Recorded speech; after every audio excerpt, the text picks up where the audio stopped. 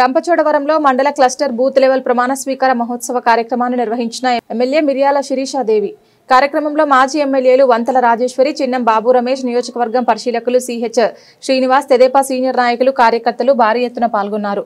11 మండలాల నుండి సుమారుగా 999 మంది మండల క్లస్టర్ బూత్ లెవెల్ అభ్యర్థులతో ఎమ్మెల్యే ప్రమాణ స్వీకారం చేయించారు. ప్రమాణ స్వీకార మహోత్సవ కార్యక్రమానికి భారీ ఎత్తున టీడీపీ నాయకులు హాజరయ్యారు.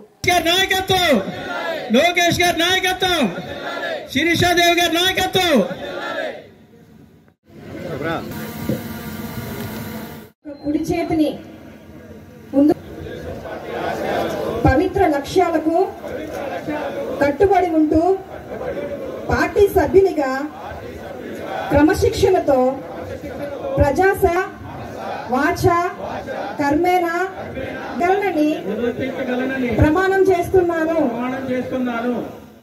మీరు వాళ్ళని కోఆర్డినేషన్ చేసుకొని గ్రామాల్లో మీటింగ్ పెట్టండి, మండలాల్లో మీటింగ్ పెట్టండి, బూతుల్లో మీటింగ్ పెట్టి రాబోయే స్థానిక ఎన్నికలే మన ధ్యేయంగా మీరు అందరూ పనిచేస్తేనే రేపు పొద్దున్న మంచి జరిగేటువంటి అవకాశం ఉంది. ఇప్పుడు కూడా వైసీపీ వాళ్ళు ఇంకా సిగ్గు లేకుండా బుద్ధి లేకుండా స్థానిక ఎన్నికల కోసం మేము ఇంకా బ్రతికే ఉన్నామని చెప్పి అక్కడక్కడ మీటింగ్లు పెడతా ఉన్నారు, ఫ్లెక్సీలు పెడతా ఉన్నారు. ఆ ఛాన్స్ మనం ఎందుకు ఇవ్వాలి?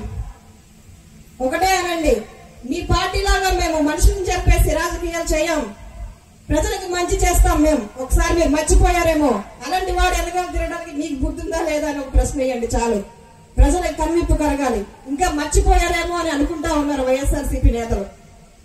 కానీ రాక్షస పాలన ఇంకా జరుగుతూనే ఉంది. ఎందుకంటే ప్రోటోకాల్ ప్రకారం ఎమ్మెల్సీకి పిలవాలి.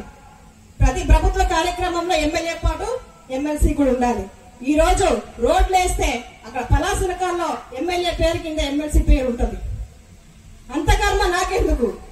డబ్బులు ఇచ్చేది మన కూటమి ప్రభుత్వం, మన చంద్రబాబు నాయుడు గారు. పథకాలు రిలీజ్ చేసేది మనము, రోడ్లు వచ్చాయి మనం, కానీ ప్రోటోకాల్ అతని పేరు. అంత దరిద్రపరమైన పరిస్థితి నాకెందుకని నేను పలాసనకాలే వద్దని రిజెక్ట్ చేసేసాను. ఆడి పదవి అయిపోయినాకే నేను పలాసనకం పెడతానని ప్రతి డిపార్ట్మెంట్ వారికి చెప్పాను. ఆ తర్వాత నేను పలాసనకం పెడతాను. మన ముఖ్యమంత్రి గారు, మన కార్యకర్తలు మనం చేసామని చెప్పుకునేటువంటి అవకాశాన్ని కల్పిస్తా ఉన్నాను. ఈ రోజు మిమ్మల్ని అందరినీ ఒకటే కోరుతా ఉన్నాను. ఈ రోజు పదవులు పొందిన వారు ప్రతి ఒక్కరు కూడా ఈ రోజు నేను మిమ్మల్ని అందరినీ శుభాకాంక్షలు, కంగ్రాచులేషన్స్ తెలియజేస్తూ, పార్టీ కోసం మహానిషులు కష్టపడితే పార్టీ మనల్ని వదిలిపెట్టదు.